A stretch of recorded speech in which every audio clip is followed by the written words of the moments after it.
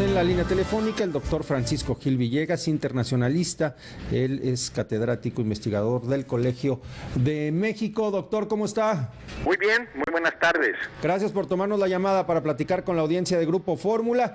¿Qué lectura se le puede dar a esta serie, a estos dos atentados terroristas que se dan en Bélgica a prácticamente 4 meses de lo ocurrido en París, de los ataques del viernes 13 de noviembre, pero también a 4 días de que fue detenido pues uno de los principales actores, uno de los cerebros detrás de aquellos atentados terroristas? Bueno, pues efectivamente, quizás si empezamos por ver primero esta secuencia. Viernes 18 de marzo capturan en Bruselas a Salah Abdeslam, autor intelectual y el único sobreviviente de los terroristas que perpetraron el pasado 13 de noviembre esos actos en París.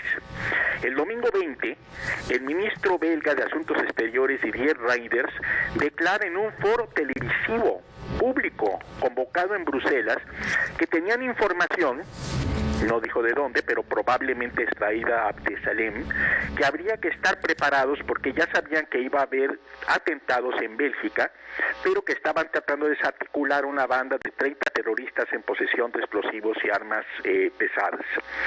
Es decir, hay un atentado que tenía varios meses de preparación y que no se esperaba que fuera a ser tan pronto, pero que quizás las declaraciones del propio canciller belga precipitaron que se tuvieran que adelantar estos atentados que tuvimos pues el día del martes, el martes negro en estos casos. Y es interesante observar también las declaraciones que hicieron distintos dirigentes, además por supuesto del reconocimiento del reclamo del ISIS por la autoría del atentado. Por un lado está la del presidente de Francia: estamos en guerra y desde noviembre dije que esto iba para largo, ¿no? Correcto. Mientras que el funcionario ruso Alexei Pushkov dijo de una manera más agresiva, después lo dijo de una manera mucho más suave Vladimir Putin, pero Alexei Pushkov advirtió que mientras Europa no entienda que deben seguir el liderazgo de rusos en el combate al terrorismo, estos atentados van a seguir una y otra vez. Y presumió, en Rusia tuvimos problemas de fundamentalismo islámico, atentados terroristas de los chechenios y todo, pero ya no los tenemos. Tenemos controlados nuestros aeropuertos y este tipo de problemas ya no pasan. Lo cual es cierto, Rusia es uno de los países, quizás de los poquísimos que hay, que tiene una experiencia de éxito en el combate al terrorismo islámico. Una experiencia de éxito basada también en mecanismos brutales. Claro que sí, ¿no? Claro que sí. ¿Esa es la receta que se debe seguir? Es la que ellos están diciendo. Si no nos hacen caso, pues entonces esto es lo que va a ocurrir. El liderazgo... En contexto, doctor, ¿qué hizo Rusia para eliminar el terrorismo? Bueno, entre otras cosas, una de ellas es un acontecimiento muy espectacular.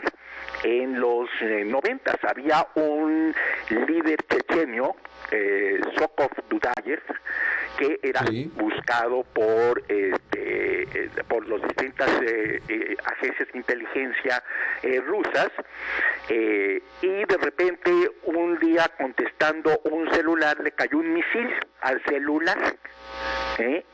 Desapareció Dudayev y descabezaron con un acto de precisión de cómo teledirigir un misil a una frecuencia de un celular. Entre otras cosas, ¿no? Sí, claro. Tuvieron que tomar, acuérdese también que... Es que recordamos aquel evento, ¿no? Del 2012, aquella toma de rehenes en un teatro de Moscú, ¿no? Exacto. Y que entró con gases, que Vladimir Putin ordenó que metieran gases, nunca dijeron exactamente qué tenían, durmieron a todos en el teatro, entraron las fuerzas de seguridad, mataron a los terroristas, pero a la hora de despertar a la gente hubo algunos niños y ancianos que murieron. Sí, así es. Y Vladimir Putin pues casi dio a entender pues son daños colaterales. Claro. Ya, rescatamos a muchos más de los que murieron. Ahora, ese es el contexto, ¿no? Para hablar de lo que propone propone Rusia, pero pues una cosa es lo que proponga Rusia y otra cosa es que las otras potencias europeas pues den su brazo a torcer e incluso le den esta posibilidad de liderazgo, ¿no?, a Moscú. Es interesante que después del 13 de noviembre, de los atentados del 13 de noviembre en París, después de que el presidente François Hollande declaró estamos en guerra, sí, el acto inmediato después fue que el Charles de Gaulle fue escoltado por submarinos rusos. Correcto. A que desde ahí salieran bombardeos rusos hacia campamentos del ISIS, que el propio Vladimir Putin le dijo: nuestra inteligencia dice que están ahí. Entonces bombardearon que fue un poco más simbólico el bombardeo ruso, el bombardeo francés, sí, y después de que terminaron dijeron los rusos: ahora sí ya vamos nosotros. Y fue brutal el bombardeo que hicieron en los días de noviembre en ese contexto, y es cuando descabezan pues algunos de los principales dirigentes de ISIS que ya han sido sustituidos. Otros más, hay otro que fue muerto en Irak, no en Siria, sino en Irak, sí, que habían salido un poco por el efecto cucaracha, y que entonces los bombardeos de Estados Unidos lo sorprendieron en la frontera iraquí sin saber que era uno de los principales dirigentes del ISIS. Hicieron un bombardeo y ahí quedó. Y entonces Putin dice, pues si nos coordinamos podemos hacer mucho más, pero él está diciendo tiene que hacerse a mi manera, y François Hollande en noviembre dio a entender: si yo quiero tener ahorita resultados inmediatos ante la población francesa, lo vamos a hacer.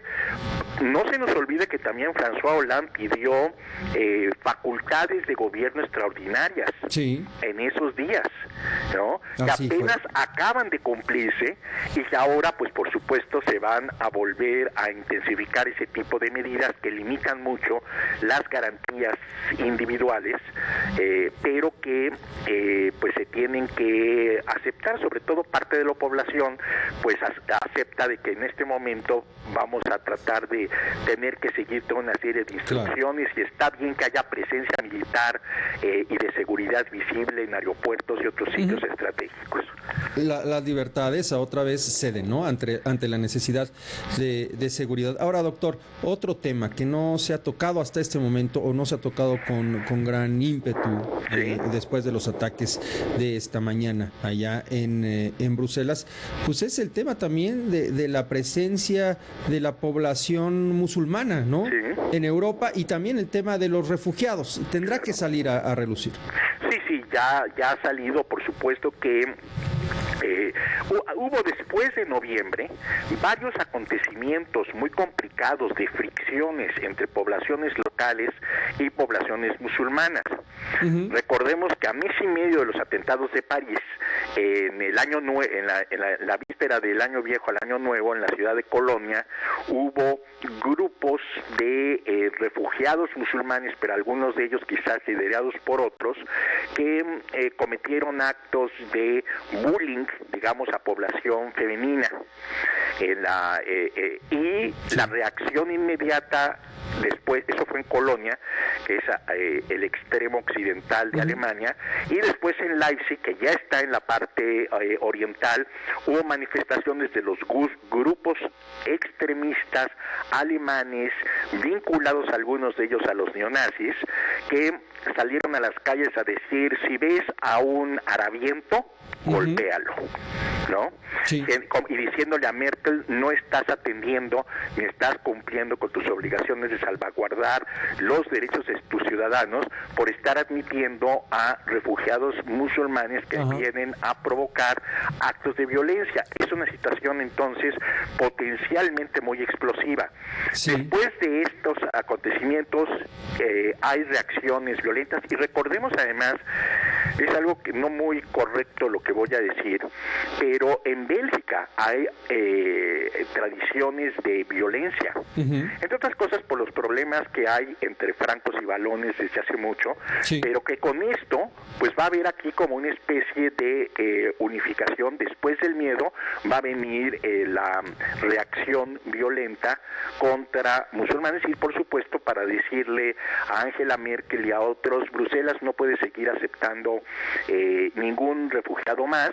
Y es cierto lo que dijo el presidente François Hollande, que este atentado del martes no fue nada más a Bélgica, sino que fue dirigido a la capital de la Unión Europea, es correcto, que es Bruselas, ¿no? Así es un golpe contra toda la Unión Europea. ¿Qué debe ocurrir? ¿Qué percibe usted en el futuro inmediato, doctor? Bueno, una, que esto está complicando todavía mucho más las cosas de los migrantes de provenientes de países musulmanes al seno de la Unión Europea. Que ya se ha visto que Angela Merkel, el Partido Demócrata Cristiano en Alemania, ha perdido elecciones locales y posiciones por esto de aceptar a migrantes que vienen de esta región. Muchos europeos en España, en Italia, etcétera, están diciendo que no tenemos por qué adoptar la posición de que nosotros tenemos la culpa de esta crisis humanitaria, porque los alemanes y otros más han dicho que sí hay que entender que en muy buena medida toda esta crisis se originó por la llamada primavera árabe, en el sentido en que pues el gobierno de Obama y la OTAN apoyaron a distintos movimientos para destituir a dictadores que serían dictadores pero mantenían un control y un orden no tanto militar sino más bien corrupto en todas las zonas de África del Norte y buena parte del Medio Oriente. Y Vladimir Putin lo que dice es que ese es el error, el haber destituido a todas esas cabezas, por ejemplo a Muammar al-Gaddafi en Libia, ha generado una situación totalmente fuera de control. Nadie gobierna y con nadie se puede negociar. Esa es la razón por la cual él está defendiendo a Bashar al-Assad en Siria, diciendo, porque si lo quitamos, ¿con quién vamos a negociar? Y además, en este momento, Bashar al-Assad ha sido muy funcional, porque él es el que ha pasado información muy precisa con respecto a dónde están ciertos sitios de campamentos de fundamentalistas islámicos, algunos de ellos que están, digamos, que son considerados por Occidente como buenos porque se oponen a Bashar al-Assad, y están también los del ISIS. Y la posición de Putin es, no podemos diferenciar unos de otros, tenemos que bombardear parejo. Pues es muy complicado. Es complicado, pero hay allí una alternativa, una posición que dice, esto se tiene que resolver de otra manera, y además tiene detrás, pues, el prestigio de haber tenido éxito en combatir el fundamentalismo islámico en su propio territorio. Bueno, tiene detrás los resultados, ¿no? O sea, ahora sí que haya sido como haya sido. Doctor, yo le agradezco mucho que nos haya tomado la llamada y bueno, seguimos pendientes de la evolución de estos hechos, de sus consecuencias y esperamos tenerlo pronto de nueva cuenta aquí en los micrófonos de Grupo Fórmula. Con mucho gusto. Gracias. Perfecto. Es el doctor Francisco Gil Villegas, internacionalista del Colegio de México. Corte, volvemos.